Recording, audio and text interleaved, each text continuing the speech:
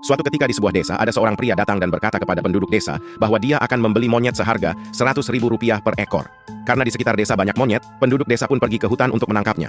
Setelah kembali, pria itu pun membeli ribuan monyet dengan harga Rp100.000. Ketika jumlah monyet mulai berkurang, penduduk desa pun berhenti menangkap.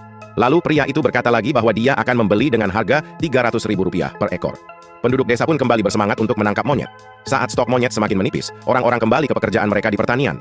Pria itu kemudian berkata lagi bahwa dia akan membeli monyet seharga Rp700.000 per ekor. Tapi karena dia harus pergi ke kota untuk urusan bisnis, dia mengatakan bahwa asistennya yang akan membeli monyet untuknya. Ketika pria itu pergi, asistennya berkata ke penduduk desa, "Lihat, semua monyet ini ada di kandang besar yang sudah dikumpulkan. Saya akan jual ke kalian dengan harga Rp500.000 per ekor. Nanti kalau pria itu kembali, kalian bisa jual lagi ke dia dengan harga Rp700.000. Penduduk desa lalu mengumpulkan semua uang mereka dan membeli semua monyet. Tapi setelah itu, pria tadi dan asistennya tidak pernah kembali lagi. Yang tersisa hanya monyet di mana-mana. Sekarang kalian punya gambaran lebih jelas tentang bagaimana cara kerja pasar saham.